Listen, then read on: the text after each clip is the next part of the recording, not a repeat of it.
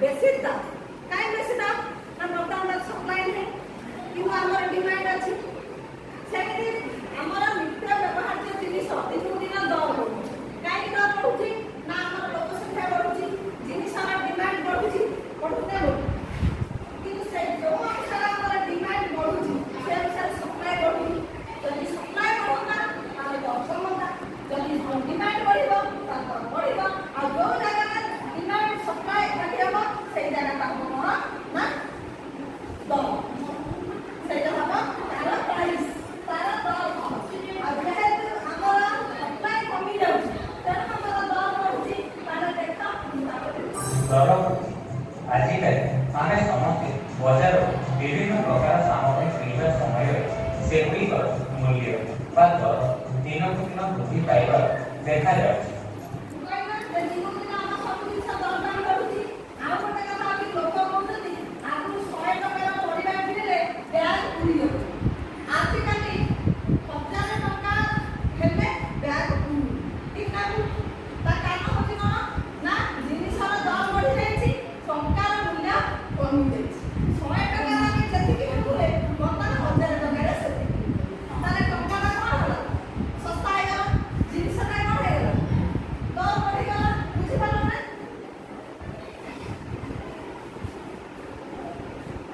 एपरी हेबार कारण एवं यह नियंत्रण करबा पई सरकार की प्रकार पदक्षेप ग्रहण कर आमे बहुत सारा प्रगति काहे के दर आ बहुत समय देखा जाए एक निकट रे आलू किलो है गेला 50 टका आलू मिलला सब सरकार कोन कहले ना सब लोग 35 टका रे आलू पाइबो तार माने जेतले दरटा बहुत बढ़ी जाए सेतले सरकार कोन करती ना करे नियंत्रित आगो सिला सेतले सरकार दरटा हमरा ଗୋଟେ ନିୟନ୍ତ୍ରଣ କରୁ ସେଇ ନିୟନ୍ତ୍ରିତ ବଜାର ର ଦରଟା ଅପେକ୍ଷା ଆଉ ଅଧିକ ଦର ବଢି ପାରିବ ନାହିଁ।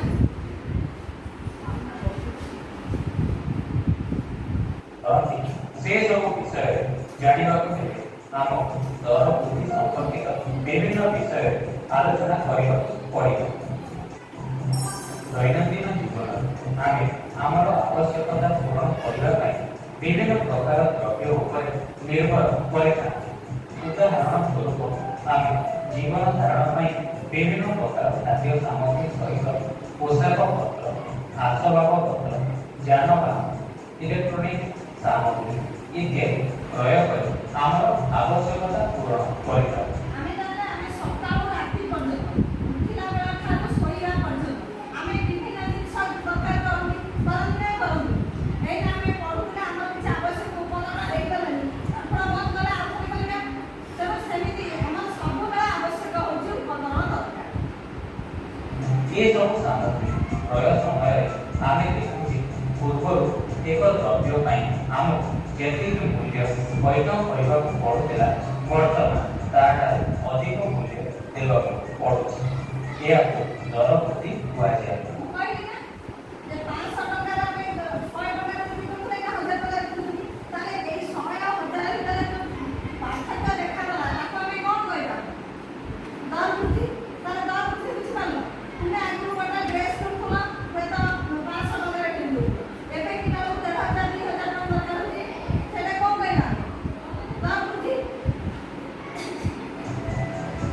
दर साधारणतः दुई प्रकार पद्धति निरूपण करा जाए जथा पाइकारी दर सूचक एवं खाउटी दर सूचक। दर बृद्धि दी प्रकार गोटे है पाइकारी दर आ गोटे है खाउटी दर। ताले आमे वर्तमान के पाइकारी दर कौन खाउटी दर कौन। पाइकारी दर सूचक देश में उत्पादित होता समस्त द्रव्य गुड़िकर मूल्य संश्लिष्ट होता है। बर्तमान आम देश में प्राय 460 द्रव्य मूल्य पाइकारी दर सूचक प्रस्तुत करने व्यवहार करा जायछि। पाइकारी दर कौन बेटा तो हमें होलसेल रेट खुली गोटा रेट पे मिल तुम्हें यदि मोबाइल रे तुम्हें एठू जो रेट पे किनिबा तुम्हें कंपनी दी ताले 15 रेट रे 20 रेट रे 18 रेट रे जो तुम्हें एटा से जाला पाइकारी से खाउटी दर सूचक प्रस्तुत करने साधारण खाउटी व्यवहार कर विभिन्न द्रव्यर ଖାଦ୍ୟକୁ ବିଚାର ନିଆଯାଇଥାଏ। ଦର ସୂଚକକୁ ନେଇ ଏଇ ଦେଖ ମୁଁ କହିଲା ଡିମାଣ୍ଡ ସପ୍ଲାଏ ଯୋଉଠି ମିଶିଲା ଏଇ ଜାଗାରେ ଯୋଉ ଜାଗାରେ ମିଶିଲା ସେଇ ବିନ୍ଦୁ ହେଲା କଣ ଦରଦାମର ବିନ୍ଦୁ। ତାହେଲେ ଦେଖ ଏଠି ଆମର ଏଠି ଏଟା ଗୋଟେ ଡାଇଗ୍ରାମ ଆମର ଏଠି ଭର୍ଟିକାଲ ଆକ୍ସିସ ରହିଲା କଣ ପ୍ରାଇସ୍ ହରିଜଣ୍ଟାଲ ରହିଲା କ୍ୱାଣ୍ଟିଟି ଯୋଉଟା ଆମର ସମତଳ ସମାନ ଭାବରେ ଅଛି ସେଟା ଆମର ମିଳୁଥିବା ଜିନିଷ ପତ୍ର। ଏଠି ଆମର ହେଲା ଏଟା ଯୋଉଟା ସିଧା ରହିଛି ସେଟା ହେଲା କଣ ଦର ପ୍ରାଇସ୍। ଏଠି ଆସିଲା ଏଟା ଆମର ଡିମାଣ୍ଡ କର ବୁଝିପାରୁଛ ନା ଏଟା ହେଲା ଡିମାଣ୍ଡ ଆମର ଡିମାଣ୍ଡ ଯୋଉ ଆରମ୍ଭ ହେଲା ଏଠି ବଢିକି ଏକ ନାହିଁ ଡିମାଣ୍ଡ ବଢିଲେ ପ୍ରାଇସ୍ ବଢୁଛି। ସେଟା ମୋଟା ସଞ୍ଜୟ ସାର୍ ଆସିଛି ଏଠି ଆଚ୍ଛା ଏଇଟା ଏଟା ଆସିଲା କଣ କରିବ ଏଟା ଯୋଉ ଆସିଲା ଏଟା ହେଲା ଆମର କଣ ସପ୍ଲାଏ ବୁଝିପାରିଲ। ଏଇଟା ହେଲା ଆମର ଡିମାଣ୍ଡ ଦେଖ ଡିମାଣ୍ଡ ଯେତେ ବଢୁଛି ପ୍ରାଇସଟା ସେତେ ଡିମାଣ୍ଡ ଦ୍ୱାରା ଆମେ ଏଇଠି ଅଛି ପ୍ରାଇସ ଆମର ଏଇଠି ଅଛି ଯେତେବେଳେ ଡିମାଣ୍ଡ ଆମର ଏଠି ପହଞ୍ଚିଲା ପ୍ରାଇସ ଏଠି ପହଞ୍ଚିଲା ତ ଡିମାଣ୍ଡ ଏଠି ପହଞ୍ଚିଲା ସେଠି ପ୍ରାଇସ ଆସିକି ତାହେଲେ ଡିମାଣ୍ଡ ବଢିଲେ ପ୍ରାଇସ ବଢୁଛି ନା କମୁଛି ବଢୁଛି କିନ୍ତୁ ସପ୍ଲାଏ ଯେତେବେଳେ ବଢୁଛି ସେତେବେଳେ କଣ ହଉଛି ନା ଡିମାଣ୍ଡଟା କମି ଯାଉଛି କମୁଛି ନା ସରି ପ୍ରାଇସ କମୁଛି ନା କମୁଛି ସପ୍ଲାଏ ବଢିଲେ ପ୍ରାଇସ କମିବ ଡିମାଣ୍ଡ ବଢିଲେ ପ୍ରାଇସ ବଢିବ। ତେଣୁ ଯୋଉଠି ସପ୍ଲାଏ ଡିମାଣ୍ଡ ଏକାଠି ହେଲା ସେଇଠି ଆମର ଆସିଲା କଣ ନା ପ୍ରାଇସ ଏଇ ଜାଗାରେ ଫିକ୍ସ ହେଲା ଦର ଏଇ ଦରଟା ସବୁ ଜାଗାରେ ସମାନ ବୁଝିପାରିଲେ। ନିରୂପଣ କରାଯାଇଥାଏ। ନିଜର ଆବଶ୍ୟକତା ପୂରଣ ପାଇଁ ବିଭିନ୍ନ ଦ୍ରବ୍ୟ ଓ ସେବା କ୍ରୟ କରି ସେଥିରୁ ପ୍ରତ୍ୟକ୍ଷ ଓ ପରୋକ୍ଷ ଭାବେ ଆତ୍ମସନ୍ତୋଷ ଲାଭ କରୁଥିବା ବ୍ୟକ୍ତି ବିଶେଷଙ୍କୁ ଉପଭୋକ୍ତା ବା ଖାଉଟି କୁହାଯାଏ। ମୁଦ୍ରାଗତ ପ୍ରତିକାର ଯେତେବେଳେ ଖାଉଟି କାମ କରି ବୁଝିଲ ଖାଉଟି କାମ କରି ବୁଝିପାରିଲ ନା ବୁଝିଲନି ଲାଭ କରୁଥିବା ବ୍ୟକ୍ତି ବିଶେଷଙ୍କୁ ଉପଭୋକ୍ତା ବା ଖାଉଟି କୁହାଯାଏ। ମୁଦ୍ରାଗତ ଉପଲବ୍ଧ ଦ୍ରବ୍ୟ ସେବାକୁ ବ୍ୟବହାର କରେ ତାକୁ ଖାଉଟି କୁହାଯାଏ। ଆମେ ଡ୍ରେସ୍ କିଣୁଛନ୍ତି ଶାଢ଼ୀ କିଣୁଛନ୍ତି ବହି କିଣୁଛନ୍ତି ଡ୍ରେସ୍ ପେନ୍ କିଣୁଛନ୍ତି ଏଗୁଡ଼ା ସବୁ ଆମେ ବ୍ୟବହାର କରୁଛନ୍ତି ଆମେ ହେଉଛନ୍ତି ଖାଉଟି। ଯେତେବେଳେ ଆମ ଦେଶରେ ଦର ବୃଦ୍ଧି ହୋଇଥାଏ ଆମ ଦେଶର ସର୍ବୋଚ୍ଚ ବ୍ୟାଙ୍କ ଭାରତୀୟ ରିଜର୍ଭ ବ୍ୟାଙ୍କ ଦେଶରେ ମୁଦ୍ରା ପ୍ରଚଳନ ସଂକୁଚିତ କରିଥାଏ। ଏହାଦ୍ୱାରା ଯେତେବେଳେ ଡିମାଣ୍ଡ ବଢି ଯାଉଛି ଡିମାଣ୍ଡ କେମିତି ବଢିବ ତମମାନଙ୍କର ପଇସା ଥିଲେ ତୁମେ ଡିମାଣ୍ଡ କରିବ ନା ପଇସା ନଥିଲେ କରିବ କରିପାରିବନି। ଇଫେ ବେଗମ ବିଶେଷ ଧ୍ୟାନ ନାହିଁ ଅଫସୋସ ଯେତେବେଳେ ଭିକାରୀ ତାପରେ କିଛି ନାହିଁ ସେ କହିବ ଇଚ୍ଛା କରି ତମକୁ ଘୋଡ଼ା ଚଢ଼ିପାରିବ ଚଢ଼ିପାରିବନି। ତାହେଲେ ଘୋଡ଼ା ଚଢ଼ିବାକୁ ଗଲେ ତା ପାଖରେ ଘୋଡ଼ା ଚଢ଼ିବାର ଅର୍ଥ ଥିବା ଦରକାର। ତାହେଲେ ଆମେ ଖାଉଟି ମାନେ ଜିନିଷ କିଣିବା ପାଇଁ ଆମ ପାଖରେ ପଇସା ଥିବା ଦରକାର ମୂଲ୍ୟ ଥିବା ଦରକାର ମୂଲ୍ୟ ଥିଲେ ତ ଆମେ ମୂଲ୍ୟ ଦେଇକି କିଣିବା। ମୋର ଗୋଟେ କାଲି ପାଟ ଶାଢ଼ୀ ଦରକାର 20,000 ଟଙ୍କା ମୋ ପାଖରେ 20,000 ଟଙ୍କା ଥିଲେ ତ ମୁଁ କିଣିବି କିଣିପାରିବି କି ନହେଲେ ତମମାନଙ୍କର କାଲି ଗୋଟେ 2,000 ଟଙ୍କାର ଡ୍ରେସ୍ ଦରକାର କାଲି ଗୋଟେ ତୁମର ସ୍କୁଲ ଆସିବା ପାଇଁ ସାଇକେଲ ଦରକାର ସରକାର ସାଇକେଲ ଦେଇନାହାନ୍ତି କିଣିବ କିଣିବି ମୋ ପାଖରେ ପଇସା ଥିଲେ ତ କିଣିବ। ତେଣୁ ପଇସା ଡିମାଣ୍ଡ ଯେତେବେଳେ ବଢ଼େ ଯେତେବେଳେ ଖାଉଟି ପାଖରେ ପଇସା ଅଧିକ ରହିବ ନା ନୁହଁ ଠିକ ନା ଭୁଲ ଠିକ। ତେଣୁ ଯେତେବେଳେ ପଇସା ଅଧିକା ହେଇଯିବ ଡିମାଣ୍ଡ ବଢିଯିବ ଡିମାଣ୍ଡ ବଢିଗଲେ ଦରଦାମ ବଢିଯିବ। ତେଣୁ ସେତେବେଳେ ରିଜର୍ଭ ବ୍ୟାଙ୍କ କଣ କରେ ନା ମନି ସପ୍ଲାଏଟାକୁ ପଇସାର ସପ୍ଲାଏଟାକୁ କମେଇ ପଇସାର ସପ୍ଲାଏ କମିଗଲେ ଆମ ପାଖରେ ଆଉ ବେଶୀ ପଇସା ମିଳିବନି। ଆମକୁ ପଇସା ନ ମିଳିଲେ ଆମେ ଆଉ ବେଶୀ ଡିମାଣ୍ଡ କରିପାରିବାନି ବୁଝିପାରିଲ। ଦେଶରେ ମୁଦ୍ରାର ପରିମାଣ ହ୍ରାସ ପାଇବା ସହିତ ଲୋକମାନଙ୍କ ନିକଟରେ ମୁଦ୍ରାର ପରିମାଣ ମଧ୍ୟ ହ୍ରାସ ପାଏ। ତେଣୁ ଲୋକମାନଙ୍କର ଦ୍ରବ୍ୟ କ୍ରୟ କରିବାର ବା ବ୍ୟୟ କରିବାର କ୍ଷମତା ହ୍ରାସ ପାଇଥାଏ ଏବଂ ଏହାଦ୍ୱାରା ବୁଝିପାରିଲ ଲୋକଙ୍କ ପାଖରେ ପଇସା କମିଗଲେ କିଣିବାର କ୍ଷମତା କମିଯିବ କ୍ଷମତା କମିଗଲେ ଡିମାଣ୍ଡ କମିଯିବ ବୁଝିପାରିଲ। ଦର ବୃଦ୍ଧି କିଛି ପରିମାଣରେ ନିୟନ୍ତ୍ରିତ ହୋଇଥାଏ। ରାଜସ୍ୱ ସଂକ୍ରାନ୍ତି ପ୍ରତିକାର ଦର ବୃଦ୍ଧି ନିୟନ୍ତ୍ରଣ କରିବା ପାଇଁ ସରକାର ବିଭିନ୍ନ ସମୟରେ ବିଭିନ୍ନ ପ୍ରକାର ଦ୍ରବ୍ୟ ଉପରେ ଟିକସ ବ୍ୟବସ୍ଥା ଲାଗୁ କରିଥାନ୍ତି। ଆଚ୍ଛା ଗୋଟେ କଥା ଦେଖ, ଯେତେବେଳେ ଜିନିଷ ଶସ୍ତା ହୁଏ ଆମେ ବେଶୀ ବେଶୀ କିଣି ପକାନ୍ତି, କିଣନ୍ତି ନା କିଣନ୍ତି? ଆମର ପଇସା ବେଶୀ ହେଇଗଲା, ଜିନିଷ ଆମକୁ ଶସ୍ତା ଲାଗିଲା, ଆମେ ବେଶୀ କିଣି ପକାନ୍ତି।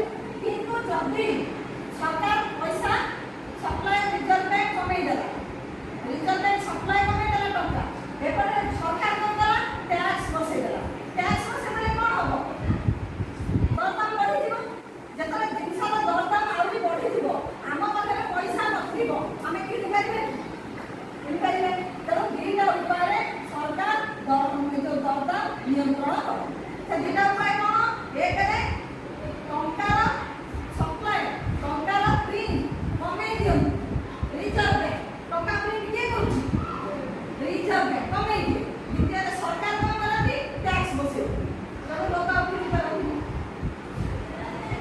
ସାଧାରଣତଃ ନିତ୍ୟ ବ୍ୟବହାର୍ଯ୍ୟ ଖାଉଟି ଦ୍ରବ୍ୟ ବ୍ୟତୀତ ଅନ୍ୟାନ୍ୟ ଖାଉଟି ଦ୍ରବ୍ୟ ଭୋଗ ବିଳାସ ସାମଗ୍ରୀ ଉପରେ ଧାର୍ଯ୍ୟ କରାଯାଇଥାଏ, ଯାହା ଏଇ ଯୋଉ ଟ୍ୟାକ୍ସ ବସାଯାଏ, ଟ୍ୟାକ୍ସ କାହାକୁ ବସାଯିବ? ଡାଲି, ଚାଉଳ, ଗ୍ୟାସ୍, ତେଲ, ଲୁଣ ଆଳୁ ବସାଯିବ ନା। ନିତ୍ୟ ବ୍ୟବହାର୍ଯ୍ୟ ଜିନିଷ ଉପରେ ଟ୍ୟାକ୍ସ ସରକାର ବେଶୀ ବସାନ୍ତିନି। ସରକାର କୋଉ ଜିନିଷ ଉପରେ ଟ୍ୟାକ୍ସ ବସାନ୍ତି? ଯୋଉଟା ଆମେ ବିଳାସ ବେସନ ପାଇଁ ବ୍ୟବହାର କରୁଛୁ, ସେ ଉପରେ ଦରଦାମ ବଢ଼ିବ। କାହା ଉପରେ ଦରଦାମ ବଢ଼ିବ? ଦାମୀ ମୋବାଇଲ ଉପରେ ଦରଦାମ ବଢ଼ିବ। ବୁଝିପାରିଲେ? ଦରଦାମ ବଢ଼ିବ ଯୋଉ ଜିନିଷ ବେଶୀ ପଇସା ଥିବା ଲୋକମାନେ ବ୍ୟବହାର କରେ। ବେଶୀ ପଇସା ହେଇଗଲେ ଆମେ କ'ଣ କରନ୍ତି? ସବୁ ବଦଳ ଆଉ ଦାମୀ ସବୁ କିଣନ୍ତି। ଲାଇଫ୍ ବୟ ନ କିଣିକି ଆଉ ବଡ଼ ବଡ଼ ସବୁ କିଣନ୍ତି। ବଡି ସ୍ପ୍ରେ ଦାମୀ କିଣନ୍ତି। ଭଲ ଆମର 1000 ଟଙ୍କାର ଡ୍ରେସ୍ଟା ହେଇଥିବା ଜାଗାରେ ଆମେ 5000 ଟଙ୍କାର କିଣନ୍ତି। ସେଗୁଡ଼ାକ ଉପରେ ଟ୍ୟାକ୍ସ। ବିଳାସ ବେସନ ଜିନିଷ। ବୁଝିପାରିଲ? ଫଳରେ ଉଚ୍ଚ ଆୟ ବର୍ଗର ବିଶେଷ ଏହା ଦ୍ୱାରା ପ୍ରଭାବିତ ହୋଇଥାଏ। ଏଇ ଯୋଉ ବିଳାସ ବେସନ ଜିନିଷ ଉପରେ ଟ୍ୟାକ୍ସ ବସିଲେ କୋଉ ଲୋକମାନେ ଆଫେକ୍ଟେଡ୍ ହେବେ? ଧନୀ ଲୋକମାନେ। କାହିଁକିନା ବିଳାସ ବେସନ ଜିନିଷ କିଏ କିଣୁଛି? ଧନୀ ଲୋକମାନେ କିଣନ୍ତି। ସେଇମାନଙ୍କ ପାଖରୁ ଟ୍ୟାକ୍ସ ଆଦାୟ ହୁଏ।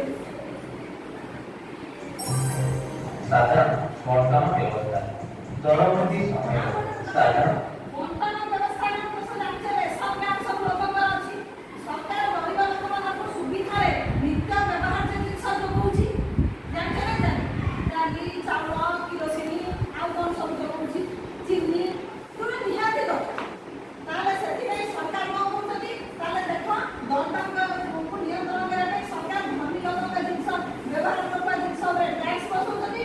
ଗରିବ ଲୋକଙ୍କର ନିତ୍ୟ ବ୍ୟବହାର୍ଯ୍ୟ ଜିନିଷ ଦରଦାମ ନିୟନ୍ତ୍ରଣ କରିକି ଆବଣ୍ଟନ ବ୍ୟବସ୍ଥାରେ ଦଉଛି। ବୁଝିପାରିଲ? ସାଧାରଣତଃ ସରକାର ପବ୍ଲିକ ଡିଷ୍ଟ୍ରିବ୍ୟୁସନ ସିଷ୍ଟମ ବା PDS ନିତ୍ୟ ବ୍ୟବହାର୍ଯ୍ୟ ସାମଗ୍ରୀ ଯୋଗାଇବା ପାଇଁ ପଦକ୍ଷେପମାନ ଗ୍ରହଣ କରିଥାନ୍ତି। ଶାସନଗତ ଦର ବ୍ୟବସ୍ଥା ଦର ବୃଦ୍ଧି ସମୟରେ କେତେକ ଅସାଧୁ ବ୍ୟବସାୟୀ ଏବଂ ଉତ୍ପାଦକ ଆଉ ଗୋଟେ କଥା କହିଲେ, ଯେତେବେଳେ ଦେଖ ଦରଦାମ ବଢିବ ସେତେବେଳେ ବେପାରୀମାନେ କ'ଣ କରନ୍ତି ନା ଜିନିଷକୁ ଲୁଚେଇ ଦିଅନ୍ତି।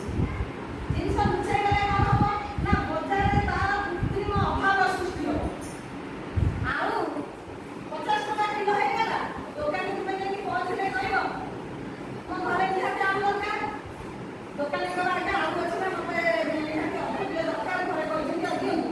ସେ ତ ମୋ ଦୋକାନରେ କ'ଣ ଆଳୁ ଅଛି କି ମୋ ପାଖରେ କିଲେ ଆଳୁ ଅଛି, ମୁଁ ଅଧ କିଲୋ କିଣିଦେବି।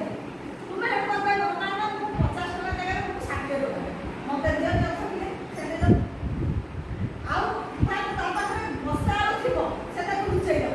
କହିବ ଆଳୁ ନାହିଁ, ଆଳୁ ମିଳୁନି।